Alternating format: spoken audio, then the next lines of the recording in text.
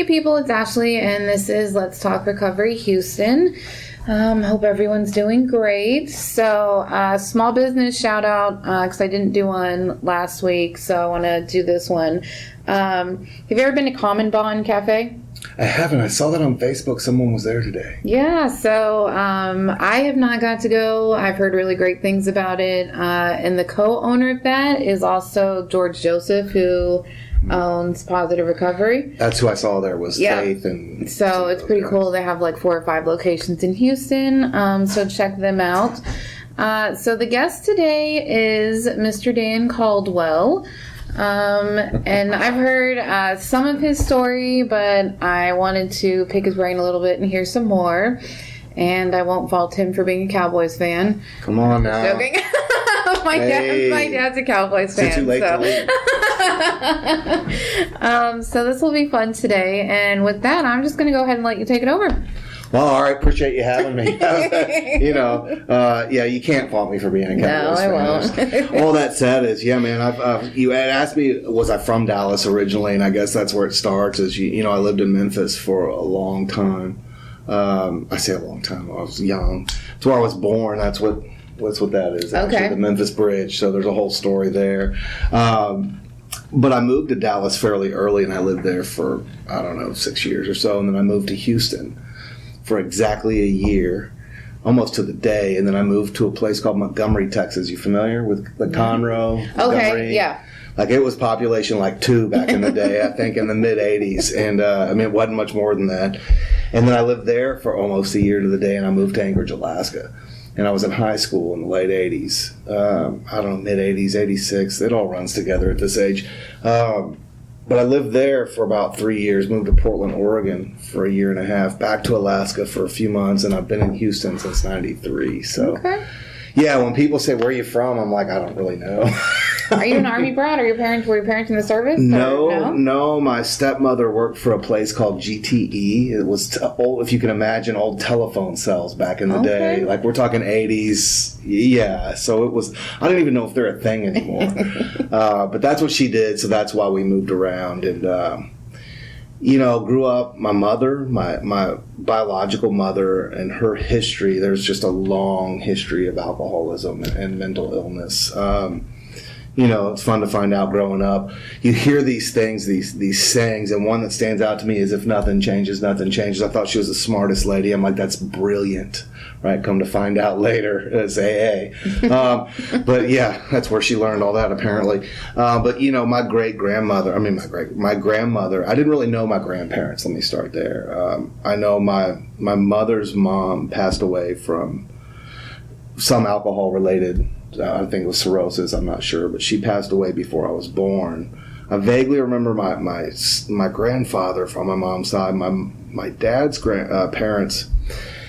I didn't know them. I remember my grandmother being just old and in a wheelchair and senile. That's literally what I remember about her. Mean, apparently. I don't know, anything about her. My dad's dad passed away before he was born, so he grew up without a dad. All that said, that kind of sets the stage. Apparently, my parents were fairly chaotic in the day, and my mother was. That's why we moved in with my dad. And I say all that to get to this, once I moved in, it was like a Brady Bunch. We were like this blended family. I'm not even sure where I'm supposed to be looking. No, anywhere you want to. I'm kind of pivoting around. Like, all right, anyway. Anywhere you want to. All right, it's all good. So, I do that. We get there, and I have a stepbrother, a half-brother, 2 sisters. My sisters are teenagers. I think 2nd grade or something. And, I could never figure out why we were so broke, but we had horses. Like, something to this day, my sister and I kind of laugh about it. We're like, who does that, man? Who has 5 kids and 6 horses? That's why you were broke, though. You had all the horses. Well, that's exactly right. Like, expensive. What is wrong with that picture? But we didn't know any different. That was normal to us, right? Like, so I grew up, my father, let me just start there, man. Dude was angry, man. He would just assume yell at you and curse. And I'm not that dude that's like, oh, my dad yelled at me. It's such a problem. But it really was traumatic. Like, he was abusive about it. And that's how I grew up, but it was normal. Again, it was normal. I knew it wasn't right, but I knew it was just normal for us. Like, they smoked in the car. Like, can you imagine cruising down the road with my daughter in the car, just hitting the heater, like, just Like, they did that. They had the window rolled down about this people far. smoked in cars, and, like, you didn't have to wear seatbelts, like, right? None and, of that. Like, it was booster just... seats and stuff weren't a big deal. Like, I was telling somebody, I did a report in college on old cigarette ads. And I smoked for many years. That was probably the hardest thing I ever stopped doing. It's been 6 or 7 years now. All that said is, I did this ad, and even in the 70s, they had this is sick, they had this advertisement of Santa Claus, freaking Santa Claus, with a carton of Camels hanging out of his pack, like, hey, Johnny, Merry Christmas. You did good. I'll take some non-filters. Like, seriously, what's wrong with that picture? Well, everything, right? So, all that said, that's just how we grew up, right? We just, that's what it was. Went to school smelling like we were the kids with smelling like smoke. I don't know. But I guess everybody, I don't know, man. It was just normal to us, right? Mom was, like I said, out of control pretty much. So, funny story. It's no wonder I'm jacked up, right? Like, so my mother, and we'll just say my Aunt Cheryl, they took us to a place called Lakeside Hospital in Tennessee. Not took us because we had problems. Took us because that's where she worked. It took us to, like, have you ever seen the leather belts where you, back in the day in the 70s, are the places where they stamped the, like, letters? And yeah. Cause we did that as kids. That's where they took us as children. To the psychiatric facility to make leather belts. No wonder we're jacked up, man. Like, who does that? So, anyway, all that said is, I just grew up wanting to escape. I always felt, you'll hear a lot in recovery, like you always felt different. Yeah. That was me to a T. From the earliest memory, I remember just feeling odd, feeling strange, like different than what I would imagine everybody else was feeling. I never really knew. I didn't ask anybody. Hey, how are you feeling? I just, again, thought it was normal, right? That's not true either, though, really, now that I say that out loud. I knew it wasn't normal. I just didn't know what to do with that information, right? Right. So, growing up, just tried to avoid the old man at any cost possible. And I've just now, as an adult in my 40s, come to really process that enough to where I can even say that without feeling guilty. Like, I would always say, well, I love my father, and I did. And he had these great qualities, which he did, right? But it was miserable. It was abusive, and it was not physically abusive, but it was just miserable. And I was talking with my sister again the other day, just this week, and we were like, there's just no good memories, honestly. And for the longest time, I struggled with it, recognizing that and saying that, right? I held on to these images that I had of these anyway, they just weren't good, right? So I started drinking. I can remember, sips off the old man's beer here or there. Like, that's not really even part of my deal.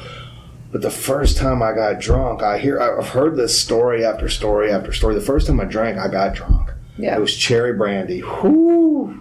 It was nasty, but I felt like the coolest person on the planet, man. Like, I was with this girl. I mean, we were like in 6th grade, right? She stole it from her dad's cabinet. But I remember, like, I'm not supposed to feel this. This shouldn't feel this way. Like, this is really good. As I'm throwing up, laying at the bottom of the street, like, I can't wait to do that again, right? And I knew that wasn't normal. I've watched my dad drink beer all his life. Like, he could drink gallons of beer, cases of beer, and I don't recall a time ever seeing him drunk. Right? My sister tell you a different story. Like, she knows that side of him. I never did. That said, it was just a reaction that I don't know. I would love to say it made everything okay, but if I'm laying at the end of the road throwing up, it probably didn't make anything okay. But looking for that escape, I had failed the 7th grade because I just started staying away from home as much as I could, and we moved from Dallas to Houston then. So I'm like, it's fine, I'll repeat it. It's not that serious to me. I don't know anybody down here, right? Like, it's not going to be, and I'll be the cool guy. I'll be the old guy, right? Like, it's cool. That was really my thought process back then. Not proud, just it is what it is, right? And so I met this guy named Scott Shambly, and he lives in Dallas now. I still see him on Facebook occasionally, but we became very good friends, and him and I just used a lot of drugs together. I didn't graduate from beer, pot. No, I went straight from beer to LSD, and a lot of LSD often. And, then the pot came, and that kind of thing. And so, then when I moved, I was literally there for a year, and I moved out to Montgomery. And, while there's no geographic change, or cure, I should say, there is a geographic change, right? Because that wasn't the crowd out there. I can remember them calling me a punk rocker because I had long hair. It was like the typical stoner kid, right? Long hair, concert shirts. But they were really country out there. And so me coming from Houston with the long hair and the earrings and the whole thing, it was, look at this punk rocker. It wasn't pleasant. That was a rough year for me, needless to say. But they weren't all into, hey, let's do some acid, right? Now they would drink and smoke weed like there was no tomorrow. So like bonfires, right? Like country parties. You and got stuff, it, right? Yeah. You already know. So, and again, I befriended this young lady. Terry Ballou was her name, and she was a wonderful friend through the years. Anyway, all that said, that was a rough year outside her. She was the one bright spot in that year. Then I moved to Alaska, and you talk about a culture shock, man. It was, I'd never seen mountains like that or snow like that. I've seen snow before a little bit in Dallas, but in Tennessee, but not like that. And so I remember going to the high school, and it backed up to a ski resort. And literally the only thing separated it was like a little iron fence about literally knee high. You just walk right over, and everybody go over there and smoke. Right? It's like you see on an old TV show or something. And so I went right over there. Was like, hey guys, where's it at? And they were like, all right, come on in. It was so easy to make friends that way, right? Like, where's it at? And they would laugh, and it'd be 30 degrees or whatever in May or March, I should say. And I'm bundled up in this parka, freezing to death. And they're like, look at the kid from Texas. Yeah. The next year, I'd probably die there. Seriously, it's so cold. The next year though, I'm like, look at the kid from Florida. Like, you know what I mean? You just at 16, I could adapt. I guess it wasn't as bad as today at 48. Not a chance, right? That said, that was a cool experience, but all that said, the drug use just continued. The alcohol use just got greater and greater, and nothing else. Occasionally some acid. I'd kind of calm down. When I moved to Alaska, that kind of picked back up a little bit. But then after that was, I remember doing shrooms, and it was awful. I hated that. All that said, it was just, my life was a disaster already, right? Like, just disaster. Really, coming back to Houston is where it went from bad to worse. So I've heard a lot of people say that too. They're like, I came back to Houston, it was a train wreck. It went from bad, but it was a culmination of things. I turned 21. My father passed 3 weeks before. I had a son I could no longer see due to addiction. It just was my whole life was chaotic. When I was in Oregon, I was addicted to methamphetamines. I don't know. We used to call it crane back then. I don't know what it is today. I'm out of that loop, thank God. But it was again, geographic change, maybe not cure, because my kind of something I would tell a client today, like, I might be able to leave the area, but that doesn't mean I leave this. Yeah. Right. And if I'm attracted to that there, I'm going to be attracted to that here. It just may not be in the same circle, so you just replace one with an increase of the other. Right. And so I can tell you, when I came to Texas again for the last time in '93, it just really went from bad to worse, man. It was, all this unresolved trauma from my childhood that still probably affects me to this day, honestly. That being said, it would just, it went, saying, like I said on the M2 show, man, just wreck cars, wreck relationships. Pretty simple, man. Really, to just narrow it down to, it just sucked. Yeah. And it was, borderline depression, borderline period, I think, honestly. That being said, just, thoughts of not having any kind of spirituality, not even really knowing what that was. Always being pissed off about God. If there is this God, why would he let me live this way? Right. Like, I'm supposed to be his child, is what everybody, he made me in his image, all those things, right? So why would he allow me to suffer that way? Because that is what I was doing, is suffering. And I don't know to this day if it was self-medication or, true mental health issues, combination of both, maybe neither, maybe just addiction. I don't know. I couldn't tell you that, but I just know it was ugly, and it was poor decision, built on poor decision, low self-esteem, no self-worth, just, what am I? No purpose, right? You know, there's a guy named Viktor Frankl that talks about finding your purpose in Man's Search for Meaning. It's a book, fantastic. But he talks about finding a purpose, right? And that's what sobriety gave me, was a purpose. That's why I do what I do today. But all that said, yeah, I mean, I could go into incident after incident after incident, but there's no need. I mean, everybody knows what that's like, right? What happened was, you know, I wanted to get sober and get let me just rephrase that. I didn't ever want to get sober. I just wanted the consequences to stop, and I wanted to feel okay. Mm-hmm. You know, and that's why when I talk with so many families today, one of my biggest pet peeves is to hear people say, well, they got to want it. No, they don't. Not in the beginning, they don't. I think at some point, sure, you have to want to live that lifestyle. How many people come to treatment because they want to? I don't know any, quite honestly. I mean, it's usually family making them, right? Maybe they don't have anywhere to go. It's those ultimatums. It's step one. Trying to avoid legal issues. My life's out of control, man. Yeah. I want it to stop, right? That's why I come. So I would always say, I don't care what you come with. I care what you leave with, right? So I would tell you today I would go out drinking if I could, right? And I can't because I know what happens to me when I do. But that took a long time to figure out, right? And so that being said, I just I think we were talking a little bit before about, you know, I grew up in AA, so to speak, and I'm an AA guy. Let me just say that right off the bat before we get into that a little later. But you know, in the big book of Alcoholics Anonymous, it talks about, there's a part in there that talks about the businessman, right?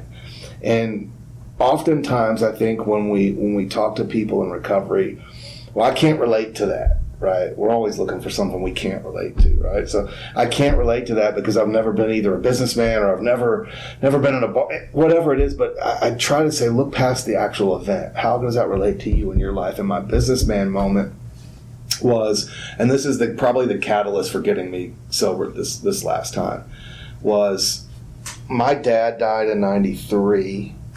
And I got sober in '09. So in between that, what is that? I'm not good at math, but it's 15-year plus time frame.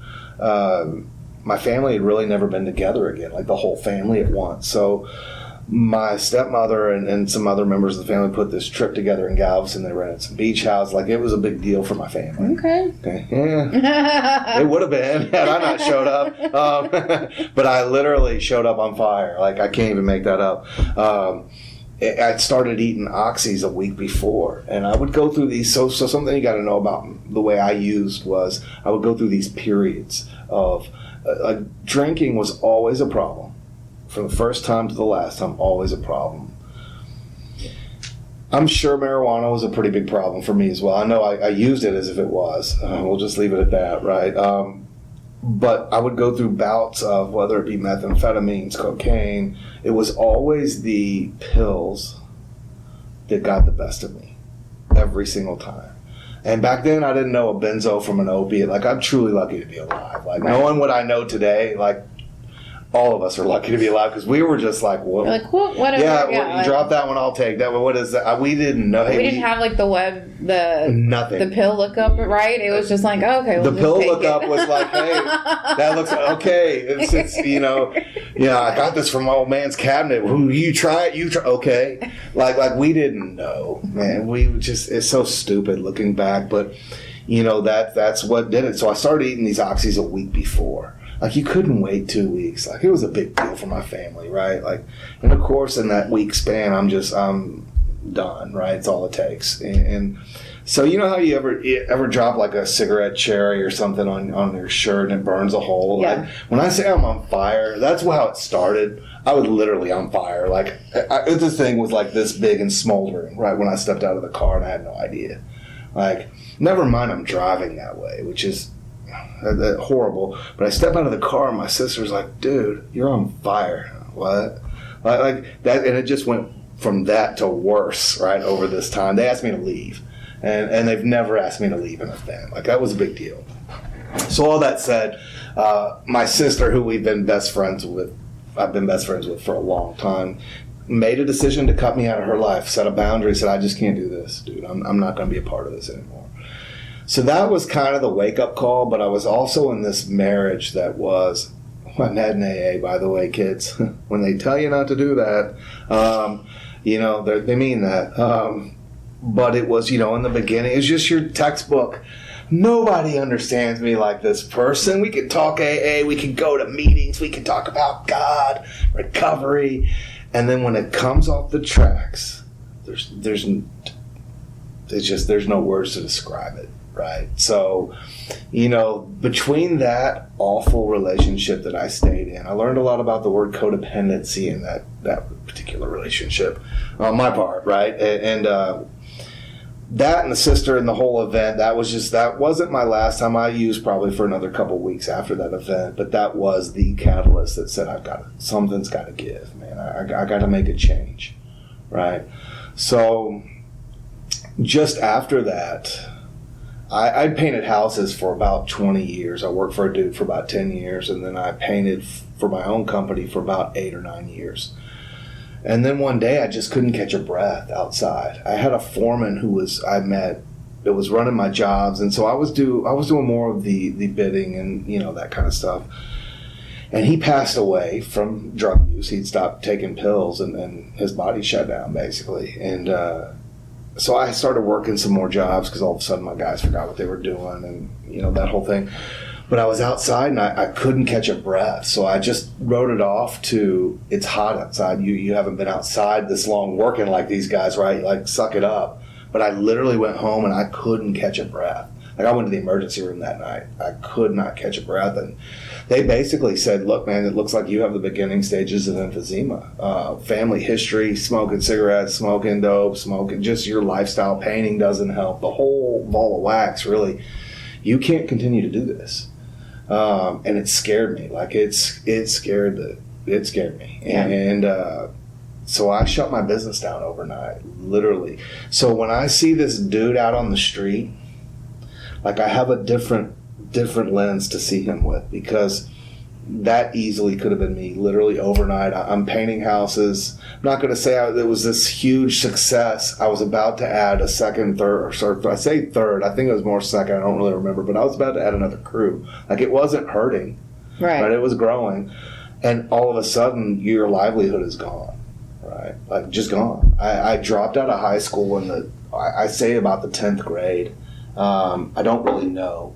Because when I moved to Alaska, the school system, I moved in March, so 3 months left of my freshman year. And they were so far ahead that I couldn't catch up. I couldn't keep up. Math was already, as all my people that know me will attest, is not my strong suit. And so the math in particular. And so what does a freshman in high school do instead, at least that uses dope? He sleeps. Maybe not all of them, but me. And so it just didn't end well. So they put me in this school called SAVE. I don't remember what the acronym was for, I did okay for about a year, and then I dropped out. So we assume it was somewhere around the 10th grade. Following in my dad's footsteps, he dropped out of school in the 9th grade. His was different, though. He worked with his family on a farm. I just didn't want to go. It's not for me, man. I'd rather sell weed, and that's funny looking back. Like who does? It's just ridiculous, right? I have a 17-year-old that wants to, get out of high school and move to Bourbon Street and do all that just stuff. live, I'm right? okay. yeah, not all it's cracked up to be. It's fun the first 3 weeks, then the bills are due. Then you're like, wait, this isn't that fun. Yeah, man. I'm like, okay, I'll always have a space for you. It was just the way to sum all that up is it was a constant struggle to find any simulation of happiness. Like, I would have brief moments, but could never find that. Just was angry like my dad all the time and didn't know why, didn't know what to do about it, didn't know how to do anything about it. So here I am shutting this business down, my livelihood, and I'm really kind of freaking out. I'm like, I truly don't know what else to do.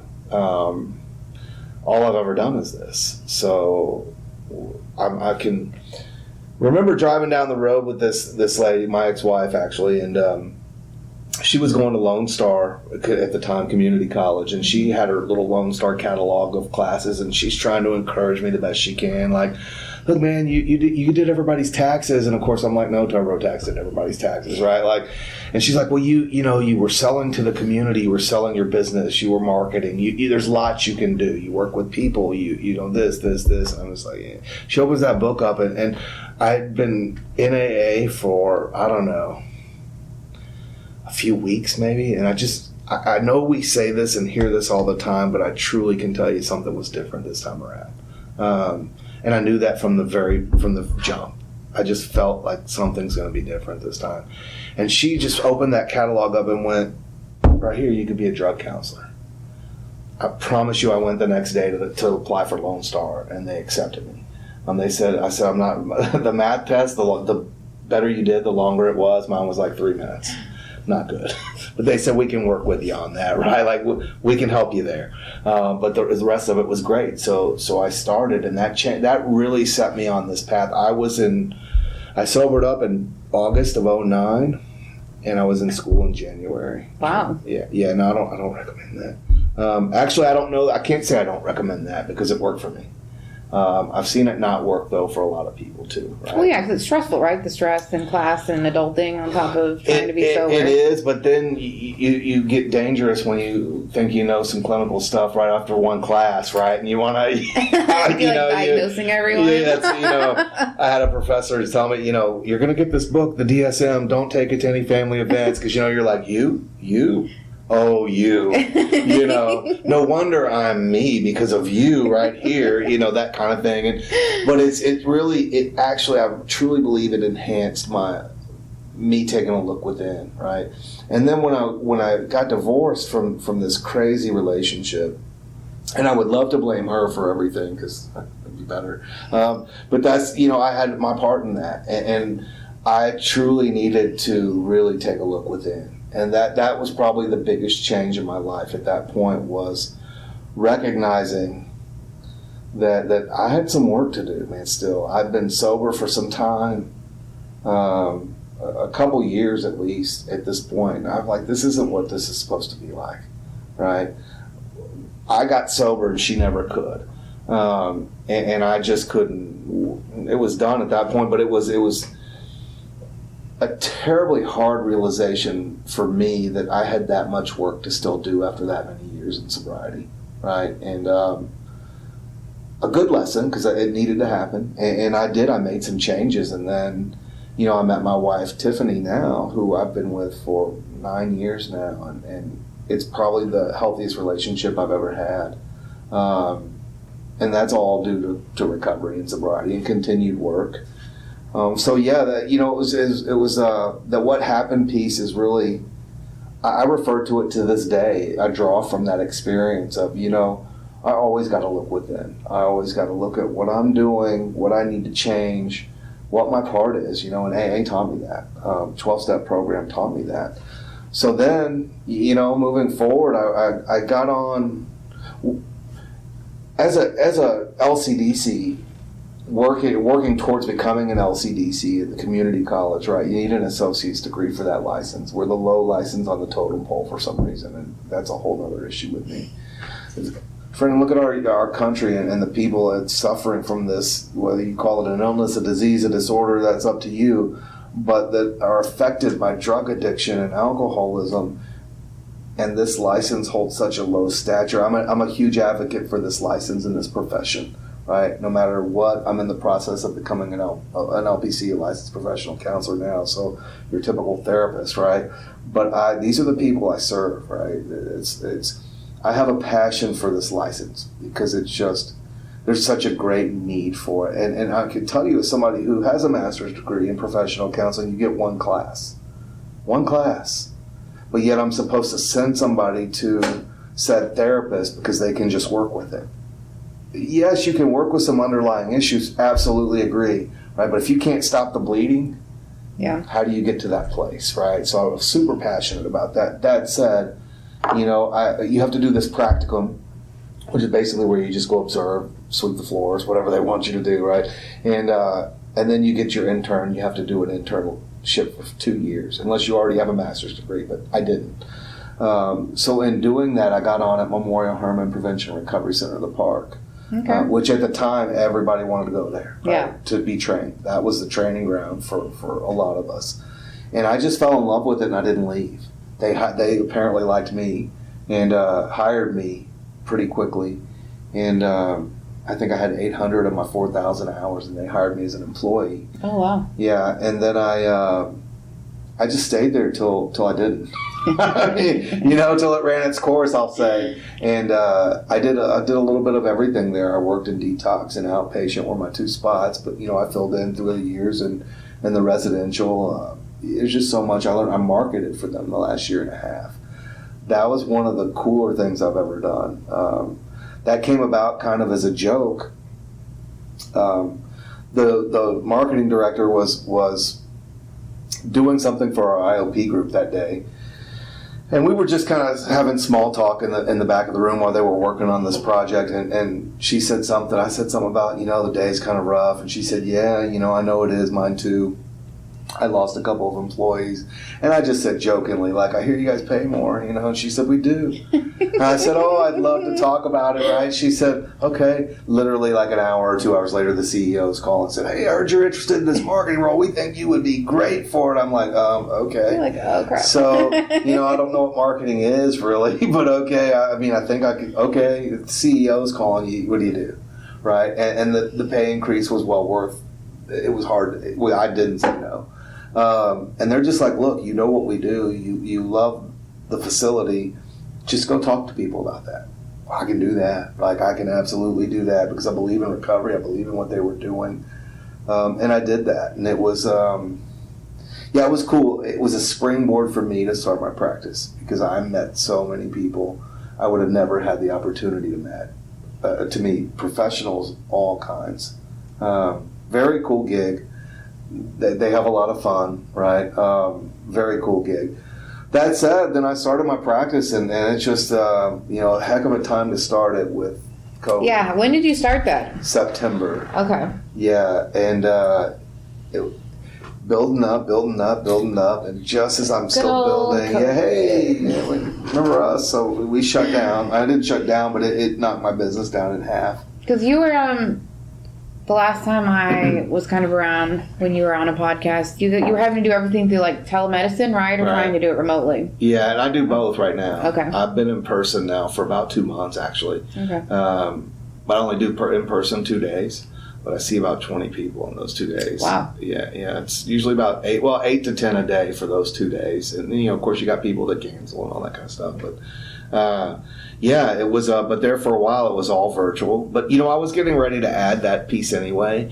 There was a symposium in Dallas just a couple of weeks before COVID came. I registered for it because I was going to go up there and market myself as, hey, I do this teletherapy now. Like, I can see you guys in Dallas, right?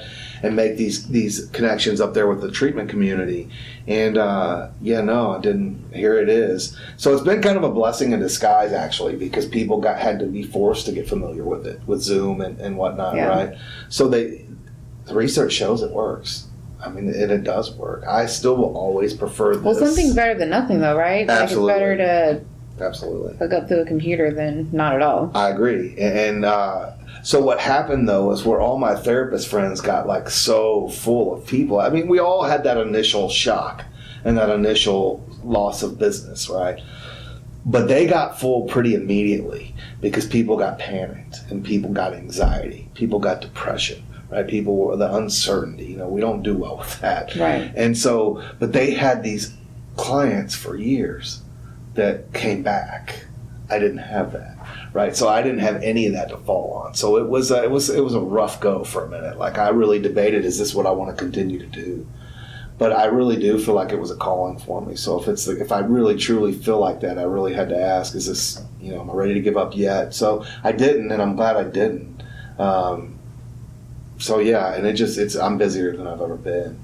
But I use the time to do things like become an interventionist.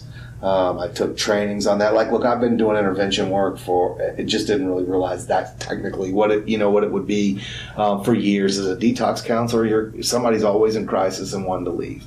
Right, you're always intervening on that. Yeah. I mean, always. So it wasn't a stretch to do it. In fact, so I took this training from a place called the Addictions Academy, and it was pretty good. It was 3 days. Got the little, NCIP credential, Nationally Certified Intervention Professional, which Joe Public likes to see, right? It's a credential, so it's good, right? But I've also recently been taking the trainings from Ken Seeley from Intervention 911 from the show. Oh, really? Yeah, and it's their 5 set of 5 trainings, 3 hours a piece, 8 hours a day. Like, they're legit intense trainings, and they're awesome. He's a wealth of information, and it's been cool. I love that piece. So I use that time to, build my website up, to do these things that I've been putting off, and it's been okay. I'm starting to see the fruits to that now, and it's that's where I'm at today. I love the practice. I love the field. I took a job recently at University of St. Thomas as an adjunct professor. Oh, it's phenomenal. Yeah. You hear people say all the time that I don't care what I get paid. Okay. Okay. But I can truly tell you I don't, and I can tell you to prove that is that I didn't even know what I was getting paid till 4 weeks in. Like, I just said yes. That job came about through Facebook, of all things, through a colleague I know, and I said I would love to try that. And then it turns out I absolutely love it. Like, it's phenomenal, right? That's awesome. Yeah, so I'm looking forward to more of those. And it's a great college, and they started an LCDC program. It's wonderful. That's what... Dude, that's awesome. Yeah. So we will for sure have all of your contact information listed with everything. What's the best way to get a hold of you? Phone number, email, Facebook? Because I know you've got... The I'm business everywhere. Side is on Facebook too, and Instagram. It is, both. Okay, so we'll have all that stuff. Yeah, and then just my website's probably the easiest, CaldwellCounselingCenter.net. Yeah, it has my number, my directions. There's an way to email me, comes right to me. There's Psychology Today. A lot of people get me through that. Facebook, Instagram, Twitter. I mean, I'm on all the regular stuff, right? There's always a link. You can hit my website or, whatever, and it's got all that information on there. Okay. Yeah. So what's been your favorite thing about being in recovery? There's so many. The interaction and being regular. What I would say regular. I've never been regular before. Like, I didn't know what that meant, to be regular. By regular, I mean just being able to interact with people and have that connection with people. Like, my first class at community college at Lone Star, I left crying tears. Like, as an adult man, walked out crying tears. Because they put me in this pod, they called it, which was just this little group. And they said, you're going to present to the class. And I can't, no, I can't do that. And I literally left. Luckily, I came back the next day. But, that's been to have that connection with people and to know that I'm okay with me. I mean, there's some things I always want to change and I'm always going to work on. But I'm okay with me today. And that's something I never was okay with, was me. And so that's probably my favorite thing that, besides the family I've been given. I could have never had a wife and a daughter that I have. I have a 19-year-old stepdaughter that's just phenomenal. She's an awesome young lady. And I could have never had that family if I was drinking, right? I just wouldn't. Everything I had drinking was chaotic and just nasty. I mean, it was just nasty, right? Like, I can remember talking to my sponsor one time, crying, why do I always end up with the crazy ones? And he laughed, and he would call me Danny because he knew it upset me, because back then everything upset me, right? Like, who cares today, right? But he's like, I'm going to teach you patience, Danny. Danny's not my name. Dan is my name. I know Danny. This is where the patients come in, right?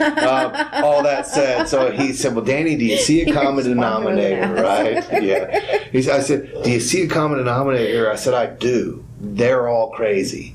He said, yeah, that too. He said, do you play a role anywhere in there?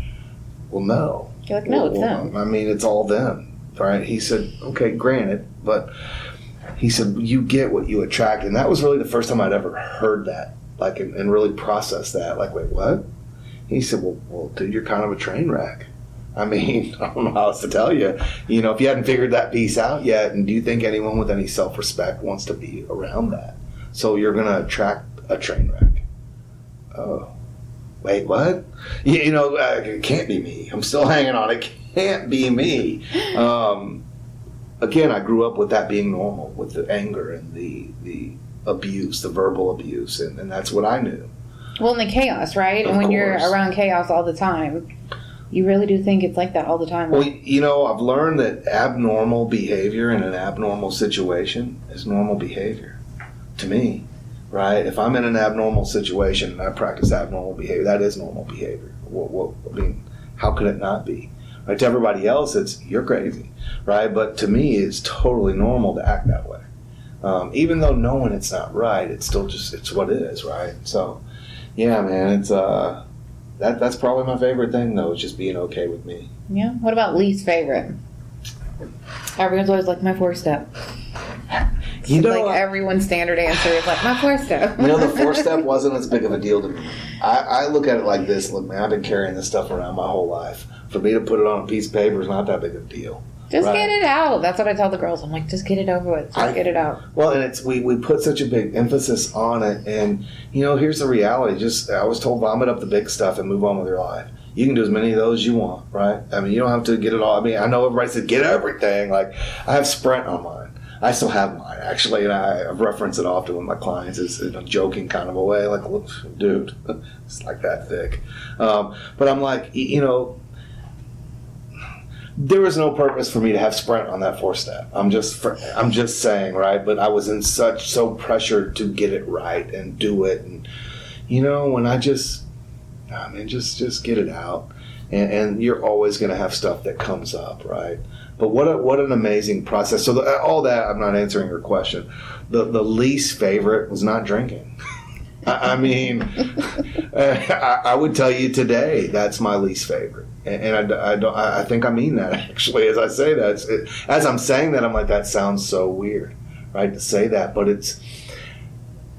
like I said from the jump, I didn't ever want to stop drinking or using. I just wanted to quit going to jail. That was mine for a long time. Like, I'll just not drink and drive. Like, I'll have drugs delivered. Like, I will figure out a way to use. And it's amazing, isn't it? And not break the law, right? Like, it's amazing. And that's just more about alcoholism to a T right there. It's the same thing. I mean, I didn't ever switch from scotch to brandy or natural wines to none of that. But I'm the same thing as you're talking about is, okay, I got a DUI in 97. Well, for the first month, I'm not going to drink at all, ever. Right. Well, month 2, I'm only going to drink at home, right? I want to hide the keys, like if I won't know where I hid them, right? That's so silly. But then it was, well, I'm going to go out if somebody else drives. Then it was, well, I'm just going to go out. Mm-hmm. It became just it's so silly to look at. But this is why I believe today that.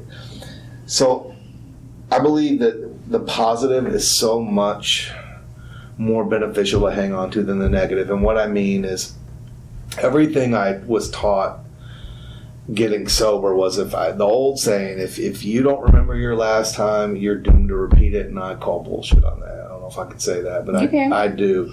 Because if consequences were enough, I would have never drank after that very first time rolling around in the 6th grade on the corner of Lone Oak Circle in Euless, Texas. Right? I would have stopped right then and said, you know what? Not good. Yeah. Right? But it wasn't. And no matter, because the further I get, the less consequential those that is to me, right? And even the big book says, and I love how people just jump over they pick and choose out of the book. I'm going to use this to support my argument, but this I don't worry about. The book even states there will come a time when we cannot recall that time, right? So if I'm supposed to remember this or I'm doomed, but the old literature says there's going to come a time you can't remember that, I guess I'm doomed. I don't know, and I don't buy that. So what I found to me from a positive perspective is, I look around at the things I have today, the family, look, my life is far from perfect, right? I would love to say I'm on this plane of just, kumbaya. It's not my life today, nor should it be, right? But it's better than it's ever been. And because of that, I don't want to lose that so much more than I gained that through not drinking, through recovery, just through AA in particular, and then through some other avenues of recovery. But just that is so much more of a powerful, tangible deal for me. I don't want to lose what I have, and I know that if I drink, and I said this kind of before, I was sort of joking, not really. If I drink one drink, I promise you I'll test positive for cocaine or opiates or benzos, something. That's just been my story from day one. Because when you drink, you want something else. Right. I always end up somewhere I shouldn't be, some part of town I shouldn't be in, someone's house I shouldn't be at, or doing things I shouldn't be doing, period. And it's that old saying, look, every time I drank, I didn't get in trouble. But I promise you, every time I got in trouble, I sure as hell was drinking. Yeah. It's funny, I couldn't put that correlation together for the longest time. And, and that would be my reason to say, you guys got it all wrong, right? Because I can go a week without drinking, very rarely, but I can still, I only drank 6 days this week, right? Well, never mind, I needed that day to just flat out recover, right? But in my mind, I'm like, nope, I don't drink for breakfast. Well, that one weekend, but it was a weekend and we were at the lake, it's fine, right? And so it was just any excuse I had to tell myself. I wasn't this alcoholic. I knew I had a problem, but everybody I hung out with had a problem. So it was normal. I guess the not drinking part, even having said all that, is there's days that I'm even 11 years sober that I would be lying if I said, oh, it's a great day at the beach, man, what would make it better? Right? And then, of course, I'd laugh it off and like, yeah, okay. I don't even give it a second thought. Whereas before I would hang on to that for 2 days. You know what I mean? So, but to ignore it and act like it doesn't come up, I'd be lying. So, I like the idea of having a drink and being normal with it, whatever that looks like, because I've never been able to do that, but I know people do that. See, I'm not anti-alcohol, let me be clear. Like, my feelings wouldn't be hurt if it just went away.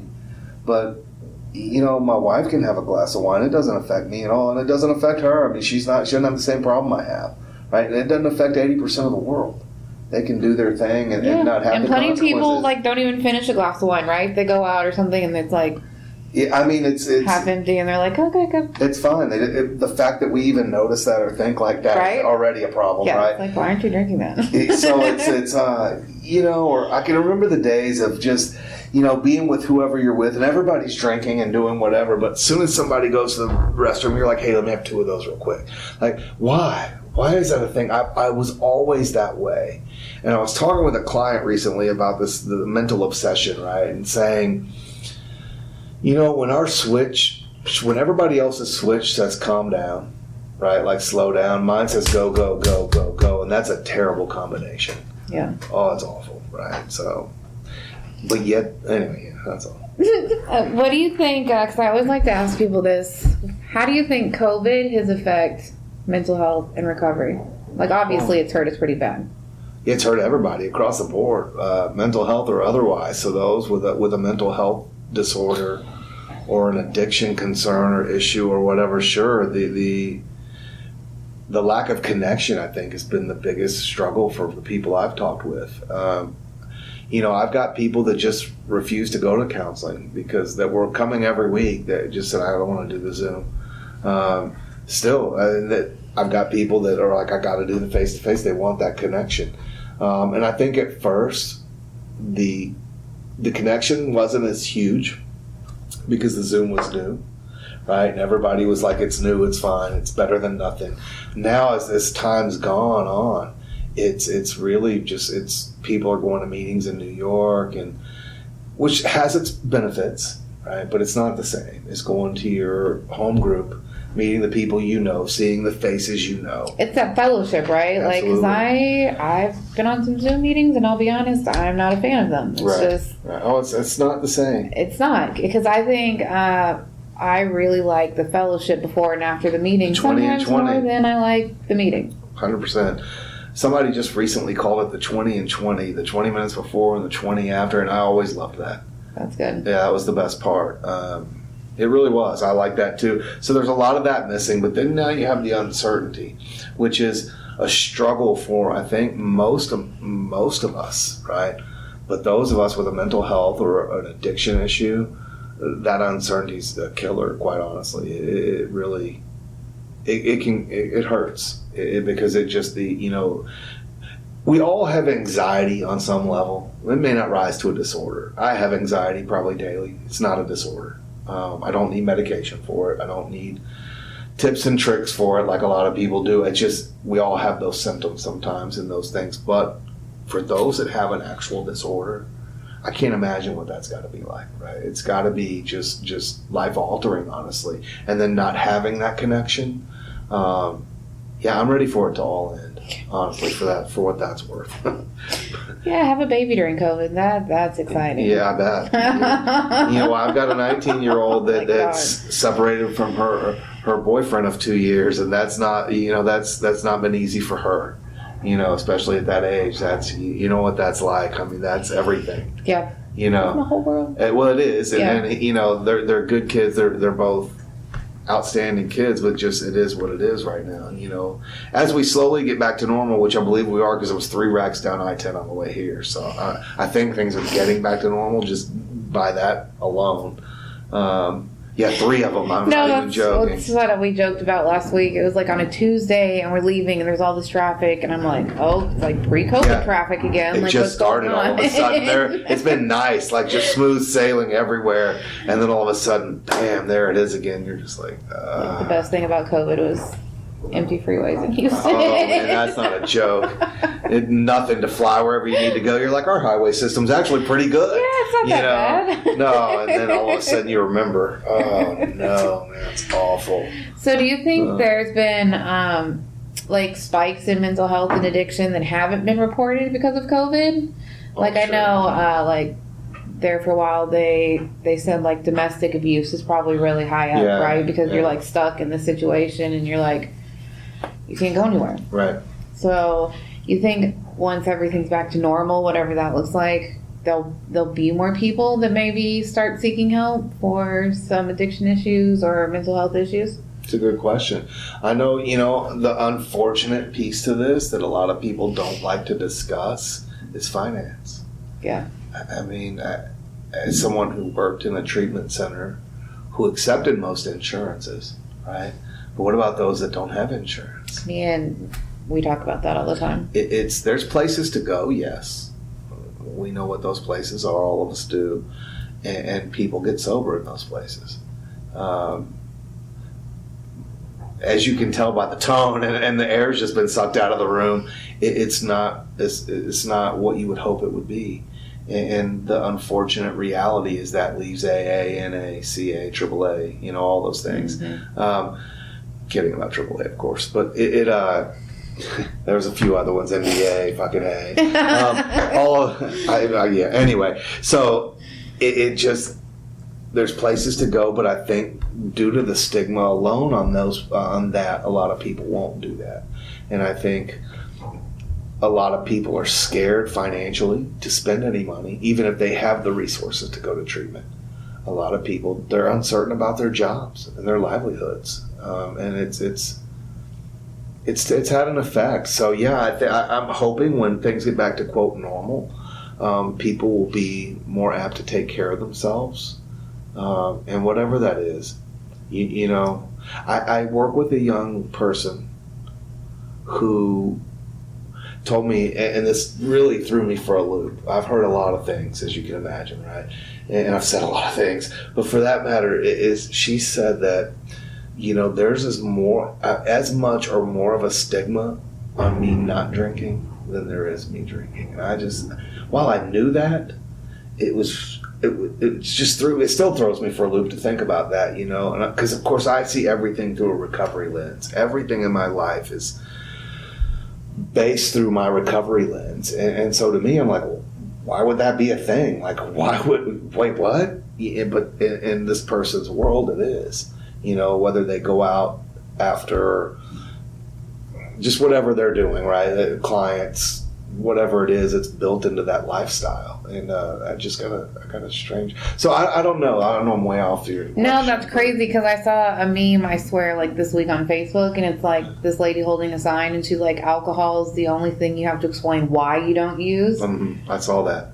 You know what I mean? And it's like, oh, that's true, right? You say, well, I don't drink. Well, why? You right? know, like, what's wrong with you? Are you an alcoholic? Like, why don't you drink? I get passionate about this piece because let's put it in perspective. Like, alcohol, like, when I see you drink a Red Bull, if I say, hey, you ask me, do I drink a Red Bull? And I say no, you're probably never going to give it another thought. Oh, okay. Like, we're talking about what somebody drinks. Yeah. We're talking about a drink. If you don't drink Dr. Pepper, I don't care. I don't ever think, oh, this dude doesn't drink Dr. Pepper. Yeah, like, what's wrong with you? Like, unless you drink Mr. Pibb over it, then that's an issue.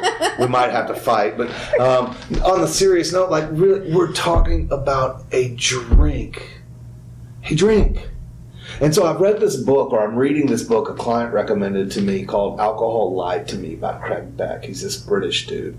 And he's the author, and I don't know why I needed to say all that, but he's a British guy. It matters.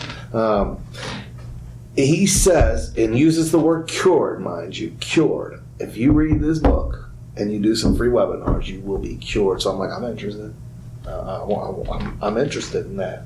I need to know that. That's a hot selling point, right? Because my therapy price is just quadrupled, and I'm going to give everybody this $10 book and be like, you don't have to come back. You're cured, right?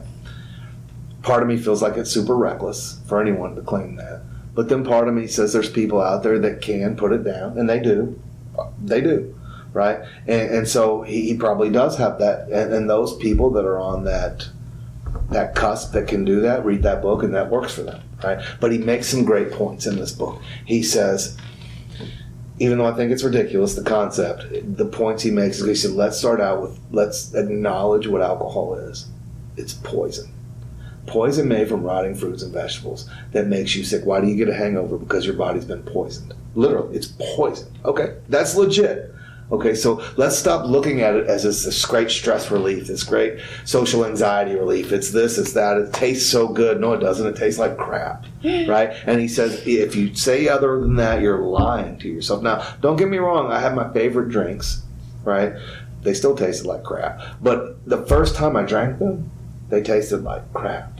Right? Literally, that's the nicest way I could put it. It was an acquired taste, and I acquired that taste because society indoctrinated me into that, saying, this is what you do. So I felt almost I was going to like something, right? Like, why is red wine's not good with steak? I'm sorry, folks, it's not. Like, it's just not. I don't care who. I know people will argue that. You know, milk's good with steak. I don't know. That sounds kind of weird, but I like milk. But I'm just saying, like, it's this acquired taste, and I know people that truly do. They like the taste of it, right? And that didn't happen the first time they drank it, and they're lying if they say they did. Right? It's this acquired thing because it's socialized. It's from the age of 5, we start making these associations, right? We see family and friends or whoever drinking on TV, and while we can't even process what's happening, right? They probably could be just drinking normal. Dad comes home, has a scotch, mom has a glass of wine, whatever, right?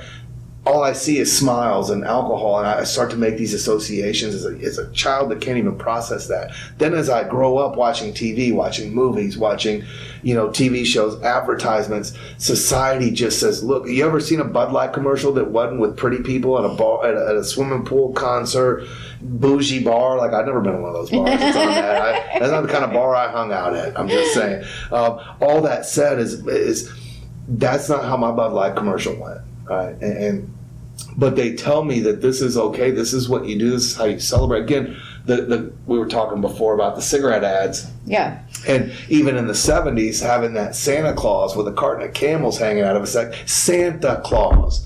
Like, seriously, folks. They were probably like the non-filtered ones. I mean, give me the non-filters if you're going to bring them, right? Like, you might as well. But it's that psychology behind marketers are geniuses, man. And from the colors they choose to, like, I was reading this report on McDonald's this one time about, if you think back to the 70s and 80s and things, McDonald's used all these bright, crazy colors, yellow, reds, whites, oranges, yeah. Right? Because they wanted to attract children. They wanted your son or daughter to say, hey, Mom, I want to eat this hamburger. right? Look at their characters. They had character. The clown. Hamburglar. Yeah. I mean, come on. A little purple thing. Grimace. Yeah. Yeah. I mean, why do I know this? That's a problem in itself. Spent too much time at the old Mickey D's, right?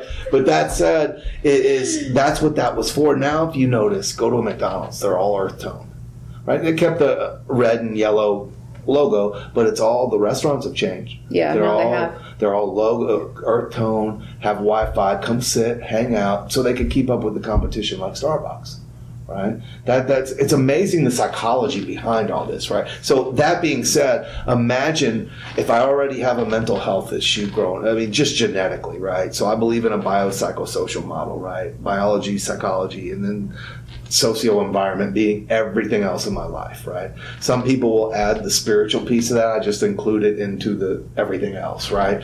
And so if my biology affects my genetics affects my psychology, and if my psychology affects how I perceive things, how I learn, how my motivation is, my beliefs and my attitudes, think about everything else in the world. It's easy for these marketers to get me and say, one that sticks out to me is K Diamonds. Every kiss begins with a K. Well, unless you're broke, right? Then you're just stuck out, I guess. Yeah, I don't know, right? You're screwed. That one's always been just stuck with, like, I hate that. Oh, and it's almost the holidays, so it's going to be like just every other commercial break is going to be the kiss. Oh, yeah. Yeah, so you better have a job, guys. Yeah. It's just that marketers are geniuses. And so how do we, it's just normal. Again, it's normal for us to, I don't even remember what we started that with now at this point, but I get on these tangents sometimes and, I get excitable. And you said you couldn't fill up an hour. Look at that. Look at that. Look at that. Okay. Look. Wow. This was so much fun. I want to have you on again. This is just fun. It's just like I just like to talk recovery. It's all good for me. You want to give any shout outs to anybody? Wife, kids? Yeah, I love my wife and my kids. Okay. I will. I do want to give a shout out to someone, though, if that's all right. Yeah. Actually, another professional that's in my building. Her name's Christine Brannan. She's got a place called, if I get this wrong, she's going to hurt me. We'll have to edit it in. Yeah, relaxing. Let me look it up. I'd hate to get it wrong. It's a biosound machine she's got. I think it's relaxing rhythm. We'll come back to that. Okay. Yeah. We can put her contact in with your contacts. That'd be great. Yeah, because are you guys familiar with what that is? Is it like a transmagnetic stimulation? Is that what it is? Or is it sound? It's relaxing rhythm sound spa. Ooh. Sorry, Christy. Fancy. It really is. It's this biosound machine, and it's. I tell you, for anxiety, it's awesome. If somebody really does suffer with anxiety, they can come to a session, and you'd be amazed at the results. So, shout out to Christy. Awesome. Okay, and we'll make sure we get her contact stuff in with your contact stuff. Awesome. Yay! So this was fun. Yeah, I appreciate it, guys. Yeah, no, this was awesome. Yeah. So make sure to check us out on Facebook, YouTube. This will be on Apple, Spotify, and Google Podcasts. And yeah, thanks for coming and hanging out. Thanks for having me. Yeah. All right, guys. Appreciate you. Bye.